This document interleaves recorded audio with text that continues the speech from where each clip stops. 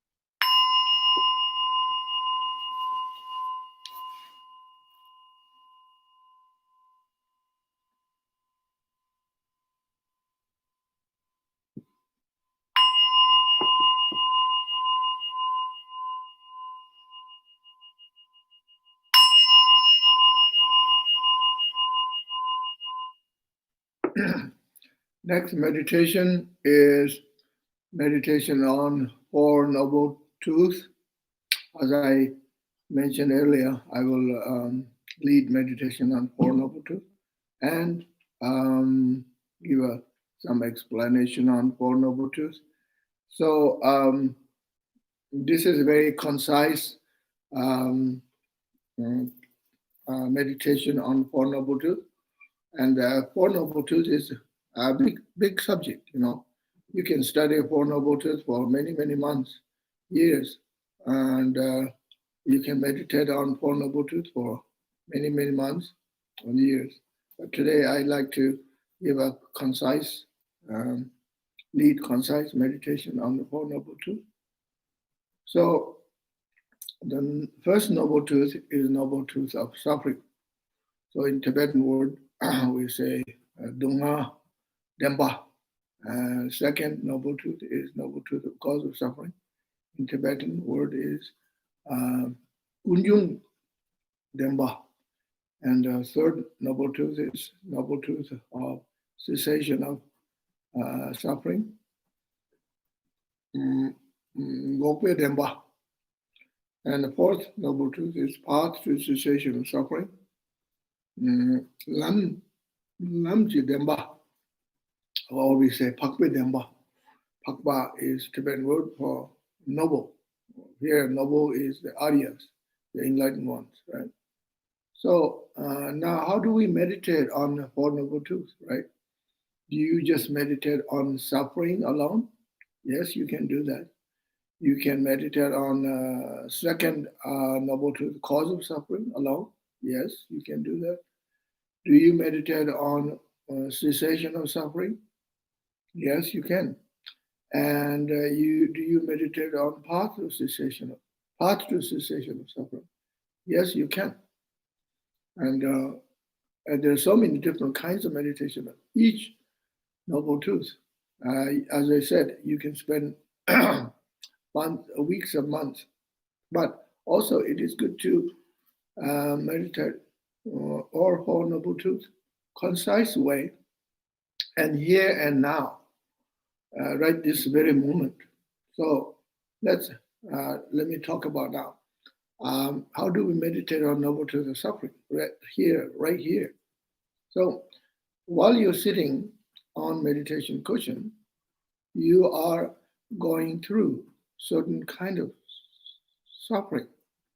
You must know that we are going through suffering of old age,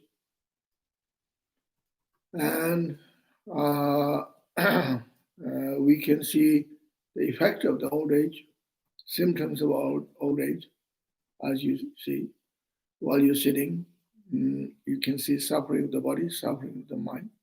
If you sit too long, you can see pain on your knees, ankles, and back, spine, and so forth. This is right now happening. And you might experiencing hunger or thirst or whatever. So many things can happen right this very moment, right? Or some suffering of sickness, headache, and sore throat, congestion, nasal congestion, chest congestion, and or you might be experiencing cold in this room, cold or hot, depends on where you are. So this very moment, we are experiencing noble truth of suffering. You recognize this? You don't have to go anywhere else. You don't have to look somewhere else. And then the noble truth of cause of suffering is the craving mind, grasping mind. So while you're sitting here, you could have craving mind, grasping mind, craving for comfort, craving for peace, craving for relief from fear and anxiety or hunger or thirst. or tiredness and whatever. You have this craving mind, right? Wanting this, wanting that, not wanting this, not wanting that. Attachment, craving. This is noble truth, the cause of suffering. Delusion. We have delusion, ignorance, attachment, and anger, subtle anger, quiet anger, and passive anger. All these are present within us. Okay? And um, then those are the first two noble truths, right? At the very same time, you also have cessation of suffering at this very moment. Not everything is suffering. Not everything is cause of suffering. You can have cessation of suffering experience right in right here. You don't need to go look for cessation of suffering, some faraway place, into the forest, into the jungle. You don't need to go for cessation of suffering to the top of the mountain. You don't have to go to some holy place. You don't have to go to the guru looking for cessation of suffering. You don't find the cessation of suffering inside the guru's hand. Guru can't give it to you. Cessation of suffering is in your hand, not in the guru's hand. See, we have a book, Lamrim book, composed by Jabje Pamuka Dechening. It's called Liberation in the Palm of Your Hand. And I composed a small booklet about Tara. It's called Tara in the Palm of Your Hand. Okay, so right now I'm looking inside my hand, palm of my hand. There is cessation of suffering right here in my hand. It is up to me. It is up to you.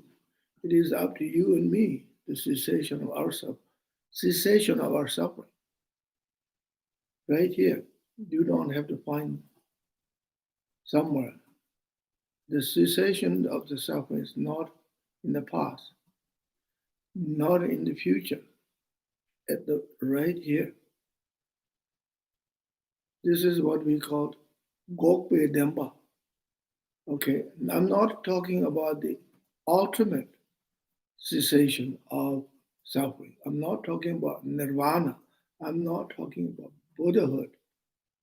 I'm not talking about final stage of cessation of suffering, something like nirvana or arahant. I'm talking about day to day, moment by moment cessation of suffering. For instance, you're sitting here meditating. We sit here, say, we said approximately about 15, 20 minutes with the mindfulness of breathing, right?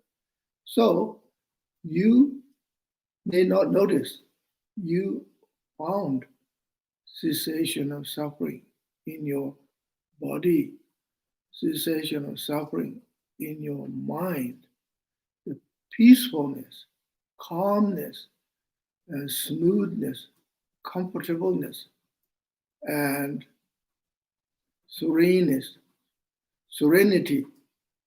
okay, you may experience, right? And this is cessation of suffering right here. So you don't have to go far away. Okay. Then path to cessation of suffering. How do we experience? Well, the meditation that you have done, you did, mindfulness of breathing, this is the path to cessation of suffering. Anapanasati, mindfulness of breathing. This is the path to cessation of suffering. There is no other path. You don't have to go somewhere else to find the path. You cannot find path to cessation of suffering looking at GPS or looking at computers, looking at online. You don't need Facebook, you don't need Instagram, you don't need tweeting, you don't need any of this stuff. You don't need anything. We didn't have all these things, right, until recent times.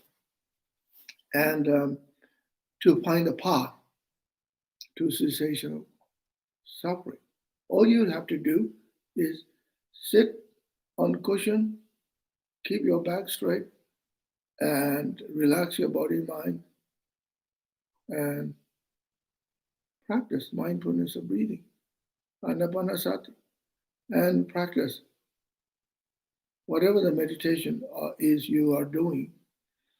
Meditate on loving kindness, meditate on metta and karuna, love and compassion. This is the path to cessation of suffering.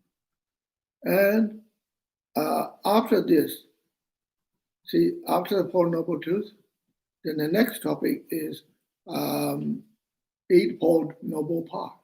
The Tibetan word is Pakpe Palam, sorry, not Pakpe, Palam Yalaje, Paklam Yalaje.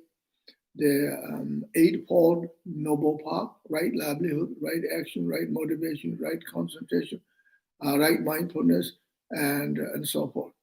And these are path to cessation of suffering. I won't talk about at the moment. No need to talk about. I'm only talking about the Four Noble Truths. So we can practice all Four Noble Truths right this very moment. Okay. So let's do short meditation right now. And you sit, and this time we are not doing a single pointedness meditation. What we're doing is analytical meditation, not so much analyzing this, analyzing that. When you say analytical meditation, it sounds like you have to be very kind of busy mind and intellectual, analyzing this and that. But what it actually means, observation, introspection, observation. That's probably maybe the right word. So you sit now, and then, as I said, and okay, noble truth. First, noble truth of suffering. Am I experiencing some kind of noble truth of suffering, or physical or mental? Am I experiencing or not? You ask that question and look into your body and into your mind.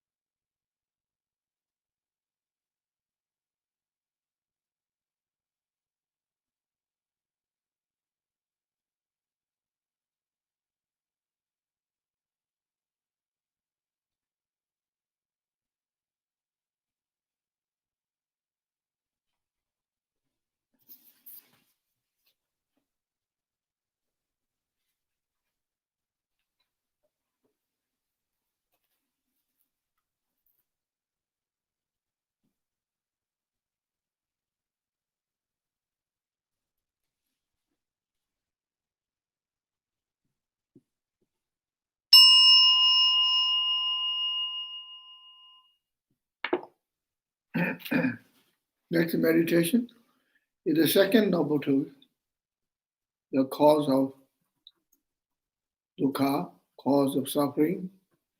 So we continue from the previous meditation on noble truth of suffering. So now we do another analytical meditation or in observation. So you look at your body, you look at your mind, and am I experiencing noble truth of cause of suffering? Previously, you already noticed whatever is going on in your body, in your mind, you notice there are certain aspects of suffering, suffering of changeability or suffering of suffering, and so on. This time, meditate on noble truth of cause of suffering. So you look at your mind. Then you say yourself, you can see, I can see the noble truth of cause of suffering in my mind because I see wanting, desire, attachment, craving is here. Craving, attachment in my mind, whatever aspect of craving, even simple things. As you say to yourself, as soon as this meditation is over, I'm going to go and get a good cup of tea or coffee or chocolate or lunch.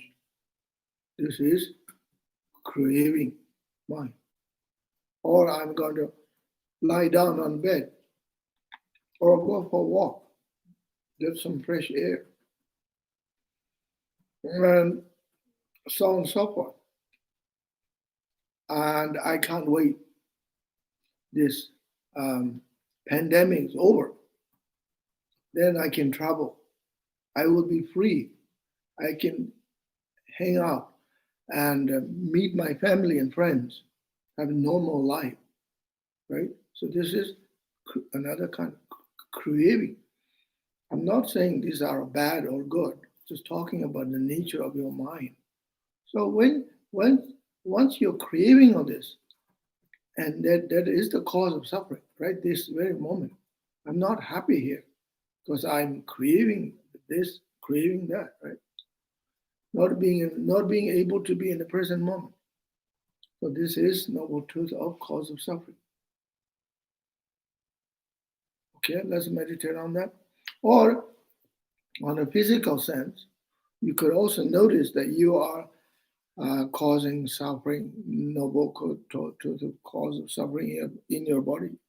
For example, you are not drinking enough water, or you even the way you sit on meditation cushion, you're not sitting properly and leaning too much forward or backwards, or something is not right where I sit, therefore I am having some pain issues in my body. So there you go, the cause of the suffering right in this body and this mind. So let's do a little bit of meditation on this, noble truth of cause of suffering.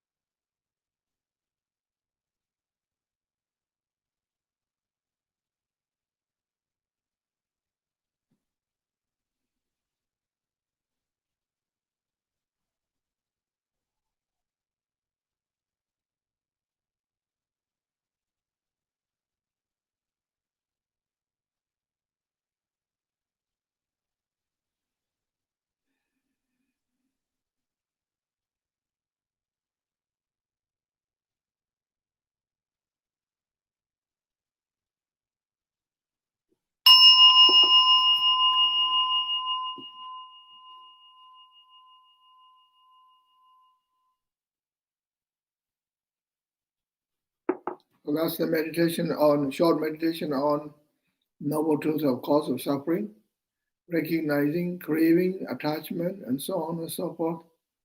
And now the third meditation is meditation on noble truth of cessation of suffering. So, as I said before, while you're sitting practicing mindfulness breathing, you are experiencing tremendous peace and calmness and quietness. And as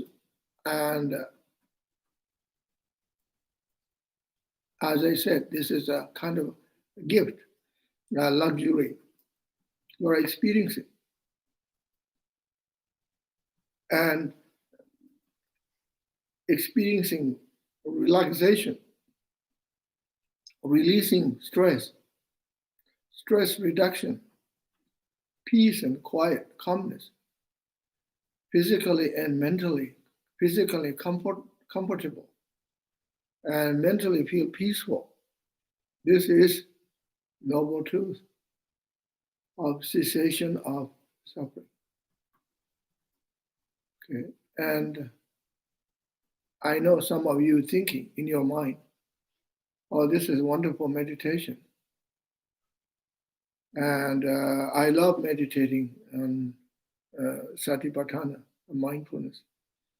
And some of you said to me, we're grateful, Rinpoche, you are leading this meditation, satipatthana. I didn't even know Tibetan Lama who could lead meditation on satipatthana and Theravadan way. Well, actually, there is no Theravadan way or Mahayana way. There is no different way. Satipatthana is satipatthana. Mindfulness is mindfulness. Same mindfulness. There's no difference. And in Tibetan word we call Tempa Nyawar Jagpa, Satipatthana. Tempa Nyawar Jagpa. Mindfulness. And we have a sutra in Tibetan, and actually big one, and not just one little booklet, big one. And this is the original sutras.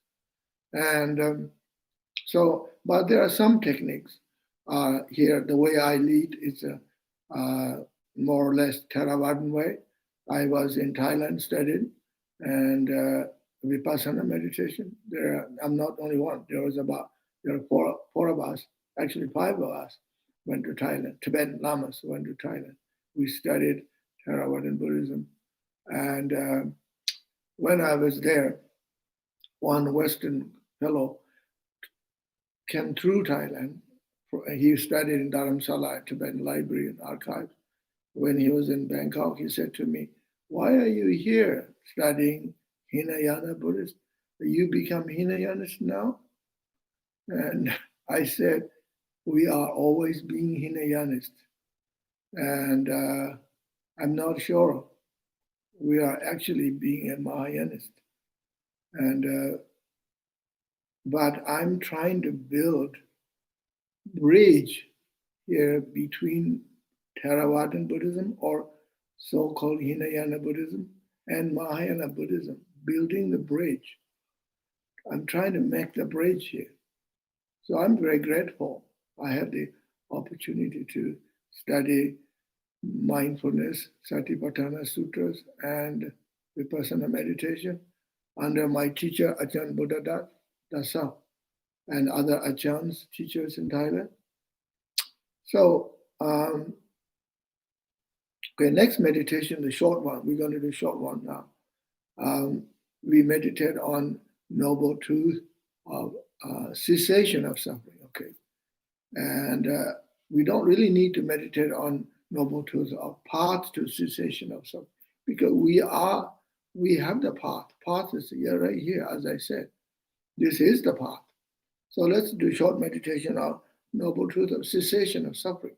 So you sit comfortably, relax your body, mind. So you see, am I experiencing cessation of suffering at this very moment? Yes, certainly, definitely. I hope you do. I do. Every time when I sit on my cushion, meditate. Doesn't matter what kind of meditation I do. Mindfulness meditation, Lamrim meditation, or tantric sadhanas, mantra recitation, whatever I do, I feel like so fortunate. And I experience, I'm not talking about experience some great realization or some kind of jhana state, deep going into absorption. I'm talking about just relax my body and feel my mind is so peaceful and happy. I feel like I want to sit on this cushion for a long time. I don't want to get up. And like I could sit for a long time, hours, and follow the footsteps of my gurus. Okay.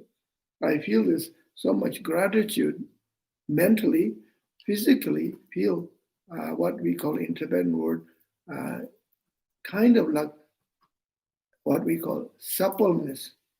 The English word is suppleness, suppleness. Okay, Tibetan word is Xinjiang, Lu Xinjiang, Sem Xinjiang. So not quite like Xinjiang, but it's relax, your body feel very comfortable, feel very, very kind of peaceful and honorable and kind of dignifying way and feel very uh, fortunate. Okay, let's meditate a little bit now. Meditate on noble truth of cessation of suffering.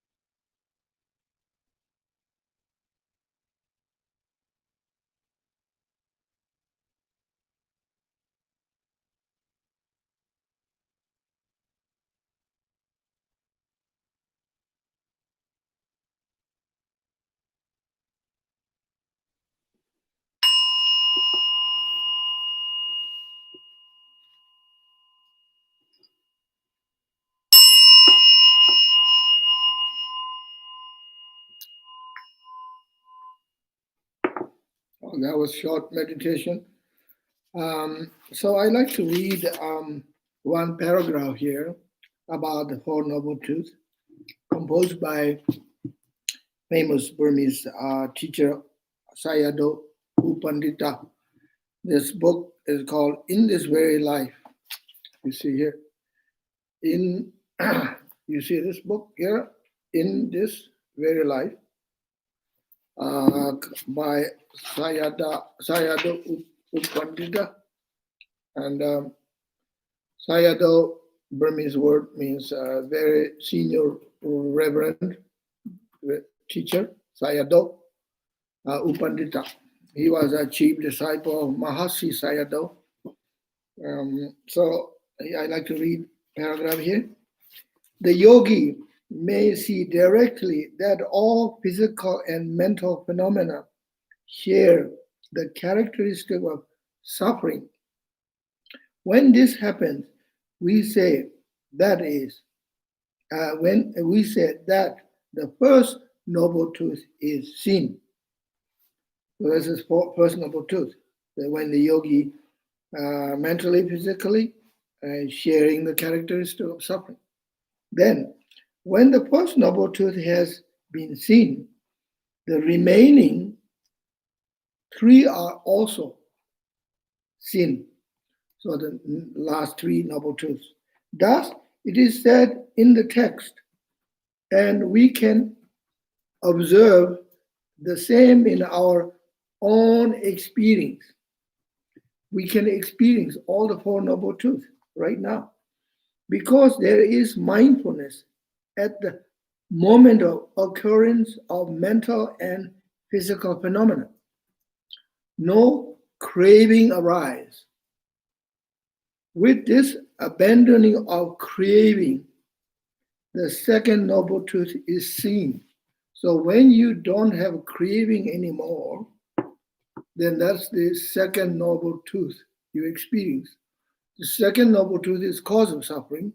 The craving is the cause of suffering. When you no longer have craving, then you experience the result of second noble truth. The craving is the root of suffering, and when craving is absent, suffering too disappears. Okay. Then, seeing the third noble truth, the cessation of suffering is fulfilled with ignorance and other kleshas fall away and cease. Other kleshas, klesha is Sanskrit or Pali word means mental defilements. So when ignorance and other kleshas fall away and cease, all these occurs on provisional or moment-to-moment basis when mindfulness and wisdom are present. So this is the you experiencing third noble truth, right? The cessation of suffering. Seeing the fourth noble truth refer to the development of eightfold path factors. So the fourth noble truth is the path to cessation of suffering. Cessation of suffering. What are the path? The eightfold noble path. Right concentration, right mindfulness, right action, right livelihood, and so on and so forth. Okay, so I will leave it here now. And so we still have one more. Next Sunday morning, I will talk about the Eightfold Noble Path. We do some meditation. So next Sunday morning meditation is the last one meditation on and teaching on Satipatthana for a while. So that means after next Sunday, there will be no more meditation mornings for a while. But I will teach lead meditation on Lojong, this afternoon, and next Sunday, actually, then Lojong is over. Then I will go to Lamrim Delam, and first Panchen Lamas, Losang Chuji Justice, text Lamrim Delam, the comfortable path, smooth path. I will lead meditation on Lamrim on Sunday afternoons. Start again from the beginning. We did a Lamrim retreat last month. That was wonderful. So now is good time to meditate again, Lamrim, on Sunday afternoons. Okay. Thank you very much. We have 5 minutes, a little more. If you have questions, I'm happy to answer your questions.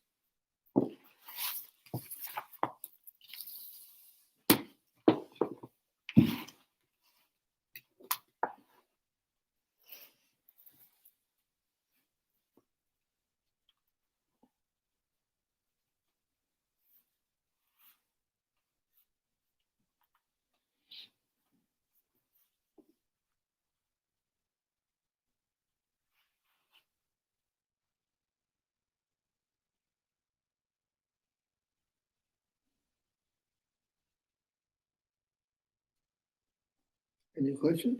No questions just yet. Lots of thank yous.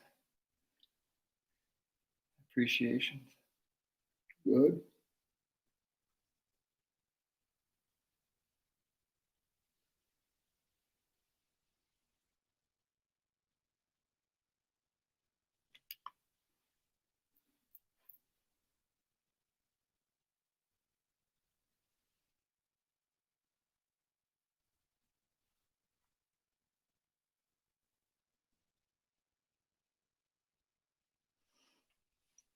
So Holly says, I'm still confused about the distinctions between emotions, feelings, and sensations. Say again. I'm still confused about the distinction between emotion, feeling, and sensations. I think this is something we do in the West, is we have the feeling that feelings are same as emotions. And I think there's a distinction. I'm not sure. Feelings, emotions. Mm-hmm. So 3 things: feeling, emotions, and sensations. Sensations. Well, actually, those are English words, English vocabulary, right? Yes. And you should know more than us, more than me. I'm not a Tibetan person. I was born in Tibet, and Tibetan language is my first language. English is second language. Those words you should know better. You're an editor, you are a journalist, all your life, so many years, you should know more. You're asking the question to the probably wrong person. So what can I say? Because I'm not a English writer, or what do you call that, literature person. I'm only Tibetan Lama, and I think you should try to find the answer for that. And but having said that, I don't know. You're asking the literally what these words are, or something a little more deeper level of what is feeling according to Buddhist terminology, and what is the feeling according what's the other one? Feeling and emotions, Sensation. and sensation. Okay, let me say, I don't want to disappoint you. I don't want to throw back to you, not trying to answer your questions. And I don't want to be nasty. And well, actually, I'm not nasty. I've never been a nasty person. How can I be nasty being a lama, right? There is no nasty lamas. Otherwise, you can't be a lama, or it can't be even Buddhist. And so let me tell you about the feeling and emotions, right? Sensation, 3 things. I will I will not even bother talking about sensations. Okay, I don't think we have a word in Tibetan language about sensations. Maybe I don't know sensation. What sensation? Okay, and sensation sounds to me is very sort of worldly, and something very entertaining or something. Anyway, I don't know. I won't talk about sensation at the moment. Okay, I don't have answer for that, and I'm not saying I have answer for the other two, but from the Dharma point of view, okay, let's talk about feeling. So I already gave a teaching on mindfulness of feeling, the whole mindfulness of body, mindfulness feeling, mindfulness of mind, mindfulness of phenomena. Second mindfulness is mindfulness feeling. So the Buddha said, "O bhikkhu, when you sit and or standing or meditate, when you feel such and such, whatever you feel sad, feel angry, feel happy, whatever, feeling up and down, whatever you feel, you should recognize. You say to yourself, oh, there is unhappy feeling in me. Then you meditate on it. Or if you have happy feeling, oh, Happy New Year, 2021. And this year, much better than I feel already. I already feel this year is better than the last year. I already feel. It's only 4 days ago. I can feel there's a light at the end of the tunnel. Okay? I can feel this. I can feel. That is your feeling. So there is no mistakes. No, there's no confusion about that. So you recognize that feeling, the Buddha said. Or if you feel spiritually, oh, I feel I'm so blessed out through meditating or chanting, doing sadhanas, practice. That is feeling. There's no other mistake. There's no confusion. Okay? That's feeling. Now, the other one is what's the word? Emotion. Emotions. Oh, emotion. Emotion is so the Tibetan word for feeling is called sorwa. Sorwa, okay. Emotion is I'm not sure 100% sure about the Tibetan word for emotion is emotion is kind of like maybe my Tibetan friends here probably laugh. And there's a Tibetan word called sem kyowa. Okay, kyowa. Kyowa means you feel sad, feel sort of up and down, you feel kind of wobbly, and you feel like a jello. You put the finger and you go ooh, like this. I feel kind of emotional. I'm vulnerable. Feel emotional. I feel a little bit funny since New Year's Eve. And I still feel a little fragile, and like my mind is sort of like going this. That. So maybe that's. I think I know what emotion means, English word, right? So Tibetan word emotion, as I said, I don't know the perfect word, but same kyowa. Kyowa means kind of sad feeling. There is no, I don't think there is a positive emotions. And emotion has usually, if I'm correct in English, you maybe know better than, as I said, than me. And emotion has got connotation of sadness and unhappy, fragile, and unstable, or whatever, kind of bubbly inside of you, and a little spark coming like firework or volcano eruption or something. Depends on the degree of emotion, right? And you can't usually use word emotion for when you see Holy Lama or receiving initiations. Oh, I feel emotional. We don't use the word. We use I feel so blessed, right? So emotion is got negative connotation, negative word. So this Tibetan word, Simkyowa, might be the right word. So this is emotion, right? So there you go. You know that word, right? So where is the confusion? Now, I don't think there is a confusion.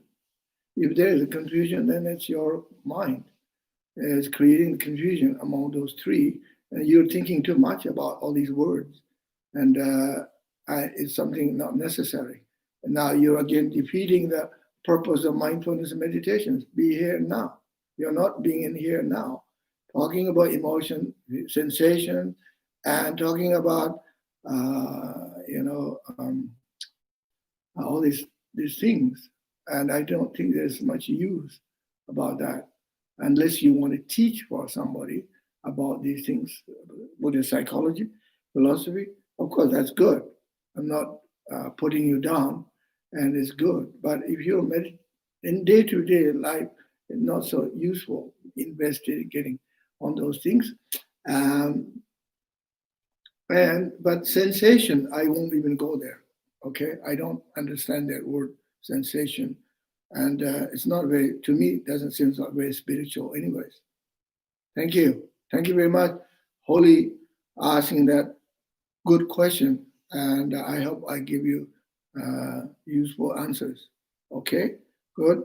All right, thank you very much. Is there any question? Yes, sir. Okay. Okay, so Christopher Norman asks, how do you experience the cessation of suffering when you've just smashed your thumb with a hammer? How do you experience cessation of suffering? Yes. Okay, go get rescue remedy.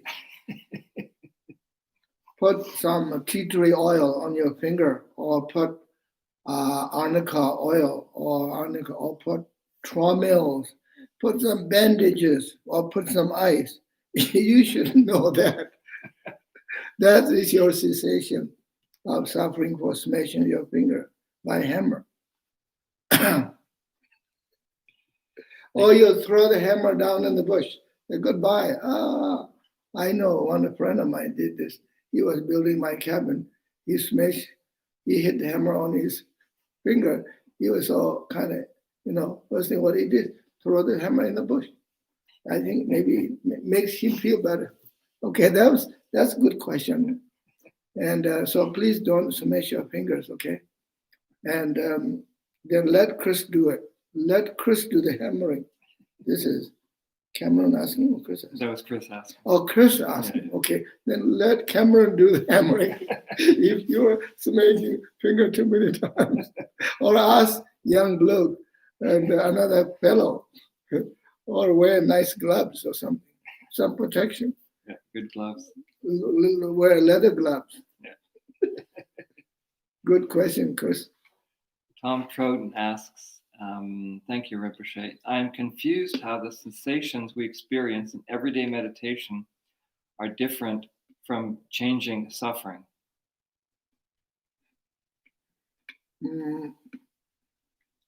Well, that is changing suffering. When you're experiencing cessation of suffering in everyday life, there's a changing suffering. That is changing suffering, suffering of changeabilities. And because that cessation that you have is not ultimate cessation. It doesn't last for that long time. So if you are attached to that cessation of suffering, or that cessation of suffering disappears, and then the cessation of suffering disappears, then and after that you say to yourself, oh shoot, I lost that cessation of suffering, and cessation has disappeared now. Now I only got the raw suffering.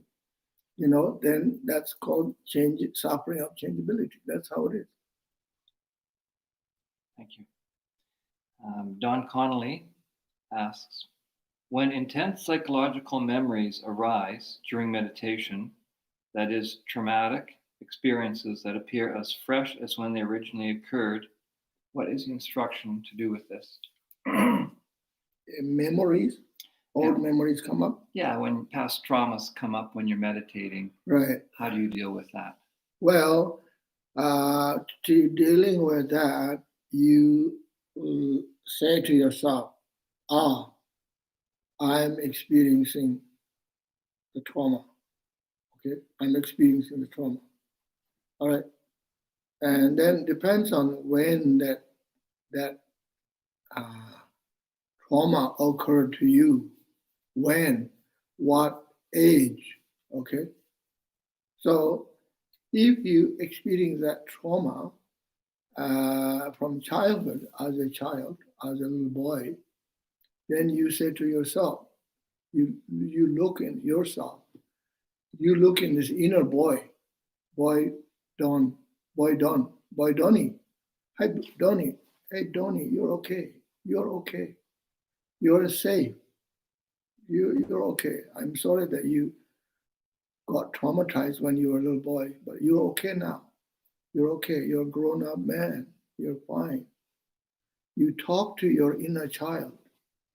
Give him comfort. If that trauma happened when you're a child, or if that trauma happened some point later on, and then you say to yourself, here comes my trauma again. I can feel this anxiety and what uncomfortableness happening right now is because of my trauma. Then you recognize that, and then recognize that again and again, look at that, and then you say to yourself, this trauma too will pass. This trauma too pass. It will pass. I think that will be, this is the introspection. This is mindfulness. This recognition of the trauma and saying to yourself, this too impermanent, it will pass. That itself is the remedy. It helps you. We all have traumas, and childhood traumas, and trauma that happened at some point in life. You have to recognize, not to deny, not to push away, not trying to run away from that trauma. Recognize, look at that trauma. Yeah. Wonderful. Thank you. Thank you, Rinpoche. Brilliant teaching All right. today. Thank Good. you so much. Okay. Thank you very much. Thank you. If you're coming to Lojong, see you this afternoon, and otherwise see you next Sunday. Thank you. Bye.